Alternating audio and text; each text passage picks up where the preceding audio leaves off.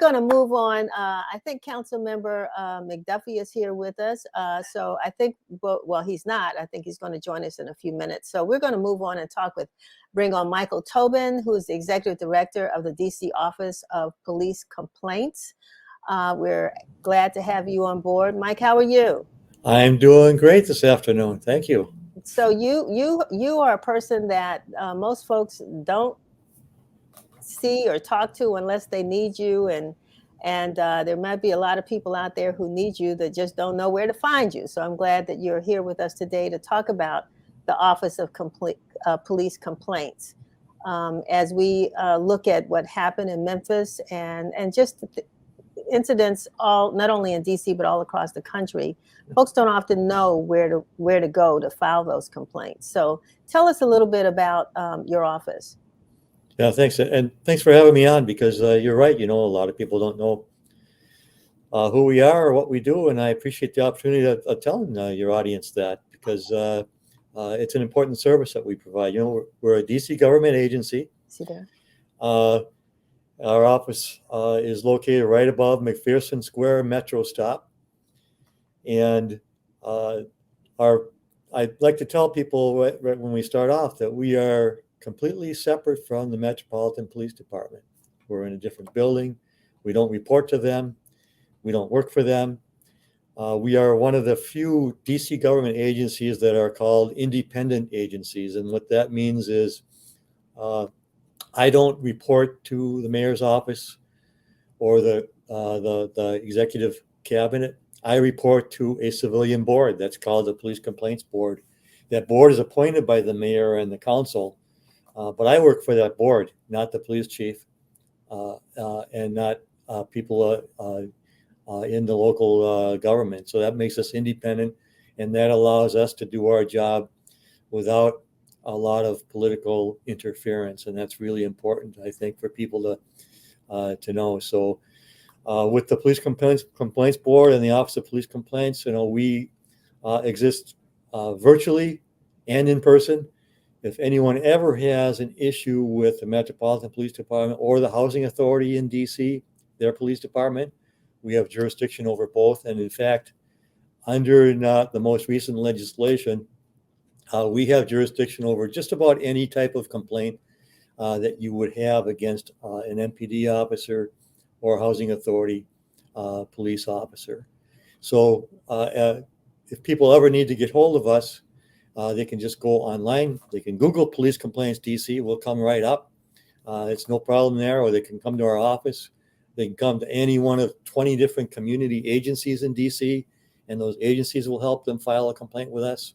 But the easiest way, and the way most people do it, are one of two ways. They go online, and they can file it right online by pressing a couple buttons on the computer or on their phone through the mobile application.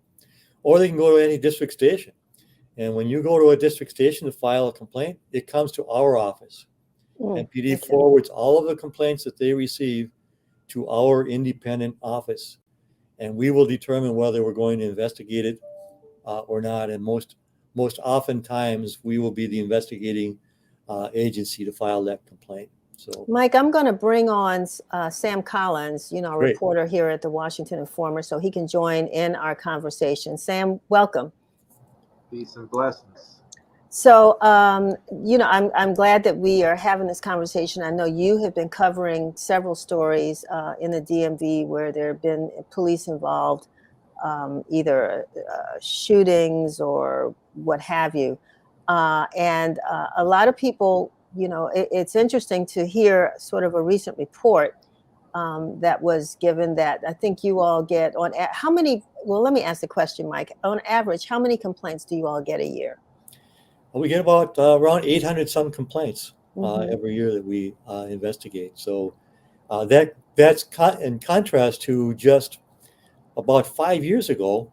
We were getting about half that number, getting about 400 complaints a year, and that was considered average for many years. But for the past 4 or 5 years now, we've been averaging around 800 plus complaints every year. And how do you classify those complaints? What would be at the top of the list? The most common types of complaints, I would say, are two types basically. One is harassment, and there's a whole bunch of things that fall underneath harassment. Such harassment would include things like receiving a bad ticket, a ticket that you didn't think was justified, or being arrested falsely by the police, or having a search of your home or your vehicle that was not justified. Those will all fit under harassment. That's our most common complaint. And then our second most common type of complaint would be language and conduct. That would be an officer using profanity, or an officer just not speaking disrespectfully in a manner that was disrespectful to the complainant. That'll be the other one. And then other complaints we have jurisdiction over are use of force, failure to intervene. Another typical one that we see is unlawful searches of a home or of a vehicle. So those are probably the most common ones that we see. Sam? As far as complaints, Well, I'm asking you to jump in with any questions you might have, or. definitely. To what degree, Mr. Tobin, would you say people know about this resource? Because in my reporting, I have come across people who have submitted complaints, but oftentimes it seems like people are taking more to the streets now in their activism and in responding to police malfeasance or alleged police malfeasance. Yeah, well, I hear it a lot that people don't know about our agency, but what I say in response to that is, we have a public affairs officer that tries to get out in the community, and if anything ever does happen, like I say, almost everybody has a phone, and you Google police complaints DC, and they're going to find us. And I want them to find us because we want people to file complaints. And in fact, the DC Council wants that too. And just last month, they passed a new law that will give us, going forward, authority to receive complaints anonymously even. So in the past, people probably have been hesitant to file complaints because they weren't allowed to do it anonymously. We could not accept complaints unless we had a signed one in our hands. Going forward, once that becomes law after congressional review, whenever that ends in 2-3 months or so, we will be able to accept even anonymous complaints, and we're working out the details in our software system to do that even online through a mobile application or through our online website. That's very interesting. That takes me to my next question, which is about accountability. So once the complaint goes in and an officer is found liable, how are they held accountable? And, is there any pushback you've seen from the police union when it comes to that? Yeah, Sam, and I could talk about this stuff for hours, and I'm just going to hit the big points. One big point on that regarding the police union, effective now going forward under DC Council legislation, since the beginning of time, the police union has had a lot of control and authority over how discipline is handled by MPD because they have a collective bargaining contract that has to be followed. Going forward, the council has prohibited discipline from being part of the collective bargaining contract with MPD.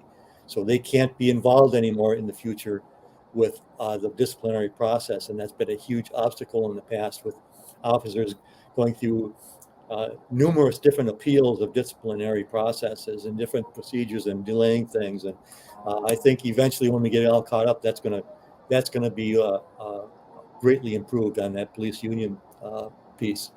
The second part of it that I wanted to mention with regard to the police complaints and what we do is we have complete access to all body-worn cameras. So first of all, when we get a complaint in, the first thing we do is go into the body-worn camera system and we save that footage. So right now, footage is only saved for 90 days. That's under DC law. So we want to try to get somebody to file their complaint within the first 3 months so that we can go in and capture that body camera footage. And we can do it even without an officer's name.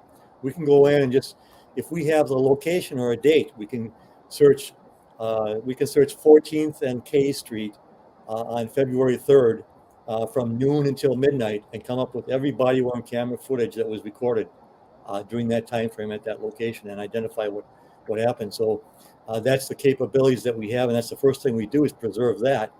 And then we'll do a canvass of the neighborhood. We'll interview witnesses if necessary. We'll review all the police reports. And if necessary, we'll call the officer into our office for a compelled interview. What that means is the officer has to come into our office and must answer all of our questions truthfully and honestly, or the officer will be subject to discipline. So once we receive all of that, if we determine that there's been misconduct, then we have several avenues to proceed.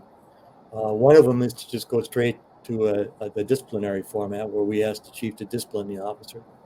But two other things that we use quite frequently, probably about 1 out of every 10 complaints we get, we like to send them to mediation. And that's an independent outside mediator where the officer and the complainant sit down and discuss what happened and try to mediate the problem. And almost the vast majority of those complaints that go to mediation, everybody's happy with it. The officer learns by meeting with that person, with the community member, off the street in a controlled mediation setting. And the person and the community member can express to the officer exactly what was going on and how they felt about how they were treated. Mediation's been a great disposition for a lot of cases when we don't want to go directly to discipline. Another thing we can do that's relatively new we've had it for a few years now, is that if we see that an officer did not have intentional misconduct, that is that they committed I call it an error in judgment, not something that they really intentionally did, that they wanted to punish somebody, say, but it was an error in judgment, then I can send that officer directly back to the police academy for more training in that particular area. Say they gave a bad ticket and they weren't aware of what the exact law was for that ticket. I can send that officer back to the academy for training in just how to write specifically those tickets better the next time. Mike, I'm going to interrupt you really quickly because I wanted to bring in Councilmember Kenyan McDuffie, who has really been entrenched in some of these issues as well, and to get him to join us in this conversation. I know that you two are not strangers to each other. You've shared platforms before. Councilmember McDuffie, I think you're okay. You're off mute. Great. So Mike Tobin's been giving us some great information that who knew as it relates to the Office of Police Complaints, but we know now. And I wanted you to come in and really talk about, some of your efforts. We're all thinking about Memphis and these police officers who, in this case, just happen to be all Black officers and EMS individuals as well. And, if you could just share from your perspective, and I know you've been out at some of these scenes yourself, you're no stranger to going out and seeing what's happening in the community. Where's the district right now as it relates? I mean, could that happen here? Let me put it that way. Could what happened to Tyron Nichols, could that happen here? And we can't hear you.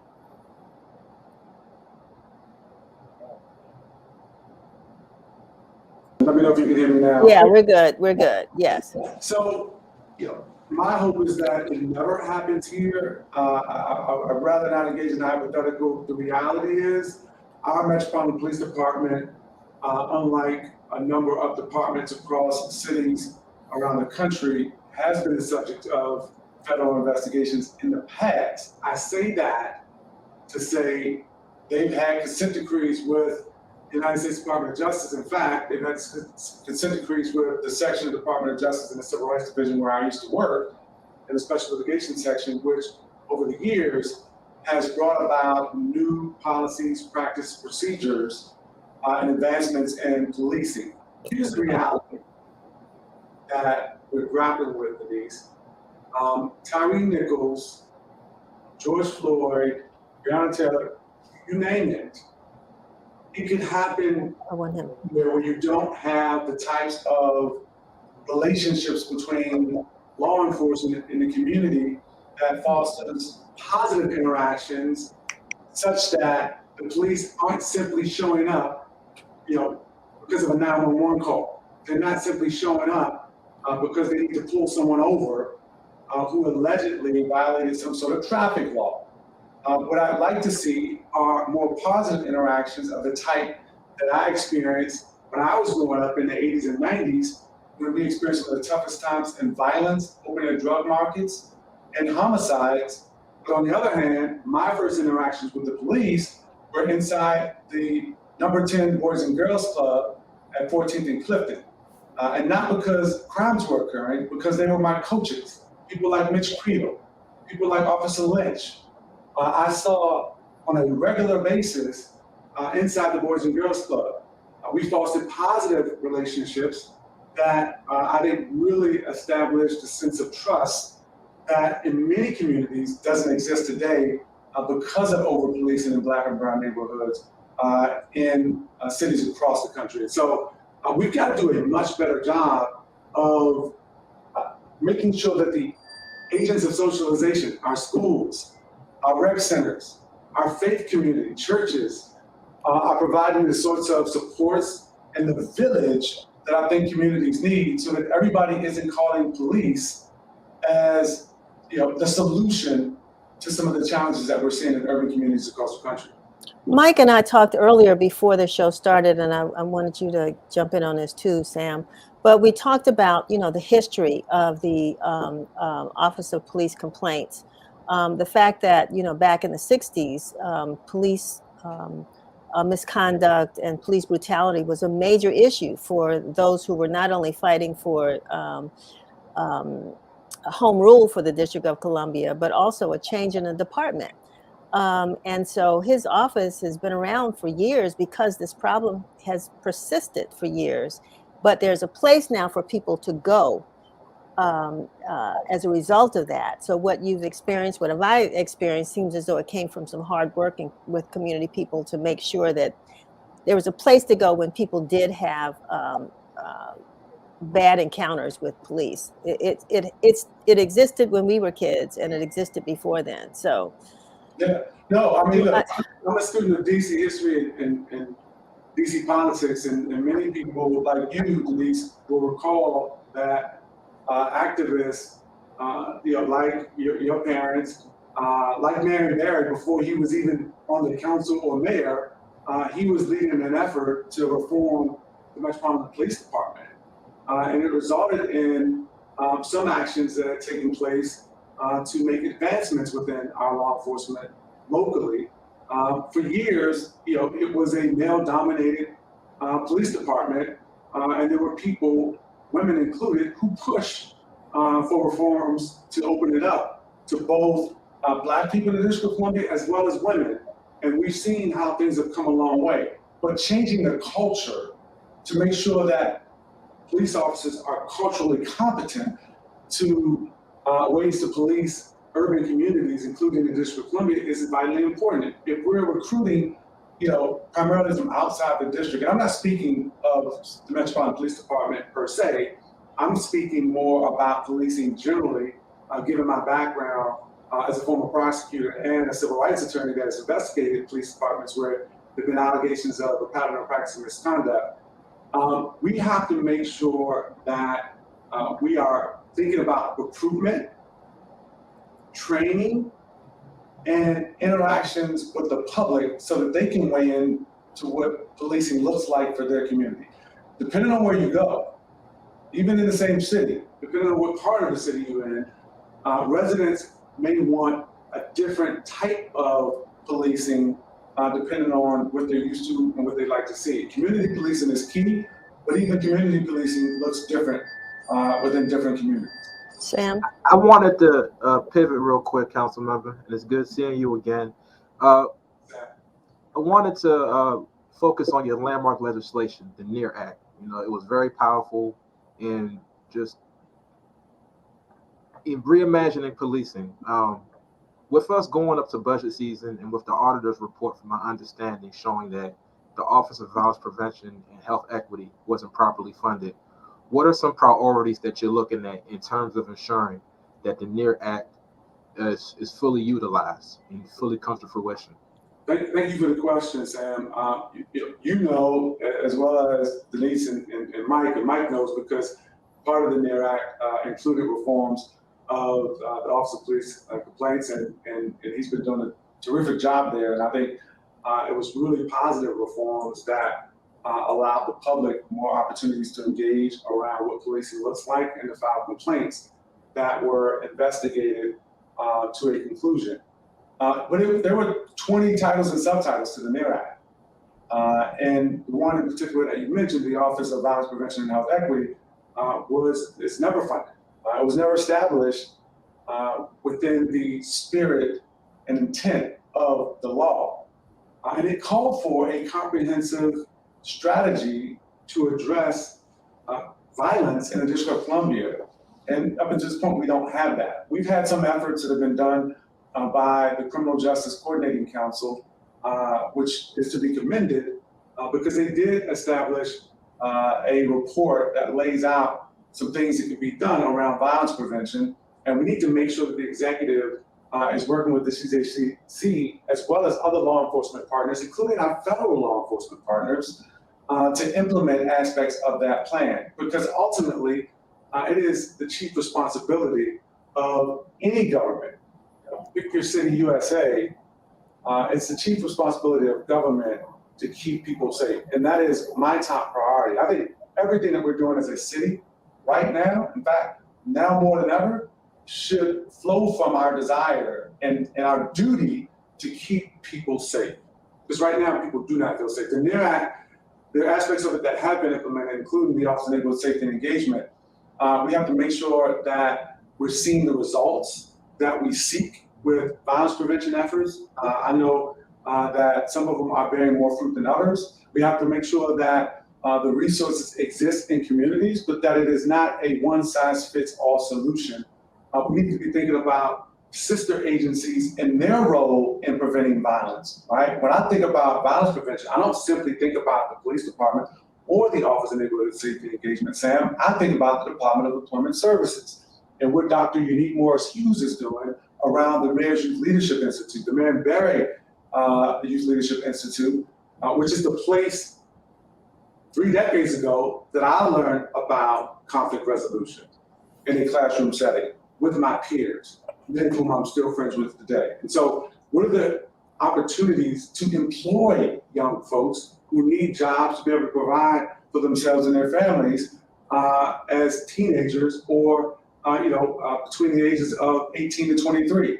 How much more should we be doing to bring that information to people, to create those opportunities for them to be economically secure in an environment where sometimes they feel like prosperity is passing them by? Councilmember, I want to get Mike back in here in this conversation again, because one of the things that he said that I thought was interesting, if people have complaints, that not only can they contact their office, but you mentioned about 20 other agencies or organizations. Mike, can you talk a little bit about that? Sure. What we do is we reach out to different community agencies and we call them our community partners. And if any, just about, most of the main community agencies in the DC area are our community partners, and they will help people file complaints if they need help doing it, and they will forward it to our office. That's if they can't go on their phone and file a complaint, or can't go to a district station to file a complaint with. They eventually gets forwarded to us or come to our offices. We most complaints, like I indicated, most complaints are filed online now. Just a couple of clicks on the computer screen, and you'll have your complaint filed. So so when you say partners, are they like government agencies, nonprofits? Who would some of these agencies or organization partners be? There was a mixture of government agencies and non-government agencies, nonprofits, and NAACP DC chapter, Okay. ACLU DC chapter, a lot of the DC government outreach agencies are also our partners. So we try to spread our wings as far as we can so that people, when they do need help, that they can find us as easy as possible. I was wondering, Councilmember and Mike or Sam, as a result of, that office or any of these offices, what can we point to? I read something in the report that I thought was interesting as one who wears locks, that there's now some new policy where you can't pull people's hair out, right? I didn't know it was okay to do that in the past. Mike, can you talk about that? But also, what other policies are there that have changed as a result of your efforts, Councilmember McDuffie, as well as what the Office of Police Complaints? What have we seen different in policing? Yeah, well, I didn't know it was okay to pull hair either until I started seeing a number of complaints of DC officers using that as supposedly a technique to control individuals, and it was 100% being used against young African American males during the course of an arrest. And there was no training on it being conducted by MPD, and it was basically being condoned because it wasn't prohibited. So earlier this year, we put out a policy recommendation that goes to the police chief and the DC council saying, let's fix this. And that's one of the things we do is we try to look at patterns in complaints. And if we see something like that, we'll make a recommendation to change that policy and procedure. And Councilmember McDuffie, one of the, I think people underestimate the impact of the NEAR Act, that he was really, he spearheaded the whole thing. And some of the improvements that I mentioned earlier in the show before the council member came on, those were a direct part of the NEAR Act that he has spearheaded and we got through. And does it make a difference? Has it made a night and day difference? No, but everything we do is another step forward in increasing police accountability and increasing community trust. Us talking here today is improving community trust because now more people than yesterday knew that we exist and we accept complaints, and you can do it as easy as possible. If something happens, there's somewhere you can go now separate from the police department, and that's the Office of Police Complaints. So it's another step forward, and that's why I appreciate efforts by council members like Councilmember McDuffie, by this show, by reporters like Sam that bring these things out to light, because that's how we get the word out. Is when you asked earlier, Denise, can things like Memphis happen in DC? Yes, they have happened here many times over many, many years, and they've happened in every major city. And as we see from Memphis, they continue to happen. So we got to continue to work on this. We got a lot of work to go, but we are taking a lot of steps that eventually, over time, are going to make a big difference, I think. If I may, and I wanted to, once again pivot, just with news of the Republican-controlled Congress gearing up to knock down the revised Criminal Code Act. I'm often wondering about, what often happens in government amid discussions about violence and policing, and it seems like we talk about long-term solutions, but people who are under duress, they really can't quite understand the importance, or many of them can't understand the importance of putting things in place to prevent crime. And I'm often curious. I just want to hear from, Mr. Tobin and Councilmember McDuffie, what's the messaging, from both of your offices that goes out to sort of quell people's fears about what they might perceive as, the ineffectiveness of putting in these things in place when they think that more short-term solutions are needed in terms of like more policing. Well, I think more short-term solutions are needed, and we have to acknowledge the fear that people are living in right now. When you have incidents like what happened at Potomac Avenue Metro Station a couple of days ago, when you have incidents like having 3 people shot, 2 of them kids, ages 6 and 9, on a Metro bus as they were exiting the Metro bus, then it's natural that people will fear crime and safety in the District of Columbia. What I think we have to make sure that we're doing constantly is communicating with the public exactly what's happening, whether or not it is the Metropolitan Police Department stepping up patrols in a certain area as a result of something transpiring in the community, or it is the policies that we put in place that are designed to address the root causes of crime and violence that make homicide the leading cause of death of Black males between the ages of approximately 15 and 34, right? And so it's both and. It's not an either or. We need those short-term solutions that increase visibility, that deter crime from communities where it's happening, both residential neighborhoods as well as commercial corridors. But we also need the longer-term solutions. And I think it's important that we communicate to the public that it is a whole of government approach, not simply one agency or another. It's the Department of Behavioral Health, the Department of Mental Health, making sure that we are acknowledging the trauma that so many people live with in the District of Columbia who have experienced violence up close and personal in the form of shootings, yellow tape, blood-stained streets. We're talking about kids in some cases. We expect to go to school and learn in an environment where they are hearing sounds of gunshots and really experiencing serious trauma, which is why it's important to make sure that when it comes to education, we're putting the resources inside the schools to support those students and to support those teachers. So we aren't looking at teachers to do 5 different jobs, none of which are related to classroom instruction of students because the resources are depleted or because the kids are coming into the schoolhouse with so much trauma associated with things that happen outside of the schoolhouse. And so we have to look at our education, our workforce development programs across multiple agencies, look at access to healthcare in communities where hospitals exist. We need to be looking at everything that we have to offer as a government, understanding the intersection between economic opportunity and security and public safety in the District of Columbia. That's interesting you brought up schools because, again, with budget season coming up, I'm just sort of curious about what the discussion is going to be about when it comes to, Mayor Bowser's enthusiasm for ramping up SROs once again. And I'm just trying to, understand the strategy around that, helping her to understand, seeing as though there seems to be some sort of friction between the council and the mayor when it comes to public safety. Yeah, look, it's not the first time it's happened. I chaired the Committee on Judiciary and Public Safety. There was friction between the council and executive, and I think a certain amount of tension between the executive and the legislative branch of government, which are separate yet co-equal branches of government. I think a certain degree of friction is expected and frankly is positive for moving the ball forward to ensure that we're keeping people safe and we're improving the quality of life of residents across the District of Columbia, regardless of where they live and regardless of their income.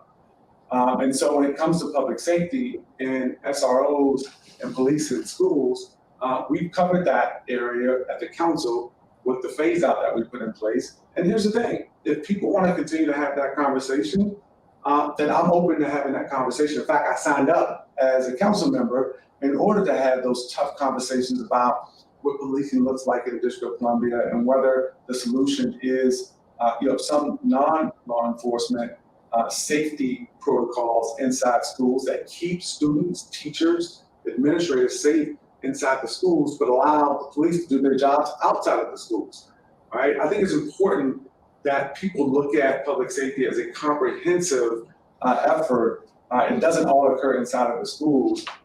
It's okay to make sure that we are doing quality community policing outside of the schools where police are fostering relationships with students, showing up at their basketball games to cheer them on. And again, not just showing up after one of their friends is shot or arrested for something else, right? Creating those positive, reinforcing relationships between law enforcement and the community is absolutely vital to improving public safety.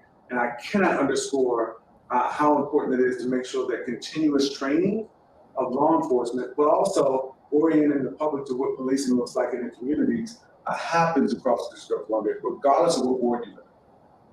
I was going to say, we've run out of time, but who cares that we've run out of time when we, need so much more time to talk about this topic, but we have run out of time. And I just wanted to thank both of you, Councilmember McDuffie and Mike Tobin, for being with us. And Sam, you, of course. But is there anything you all would like to close up with before, we come back? I think this is a conversation that needs to continue, maybe more people at the table to really have this conversation. But Mike, anything you want to close out with? If you ever encounter misconduct with DC police or DC housing police, do not hesitate to contact us. And I explained how and why. We made it as easy as possible. Please contact us. We will help you.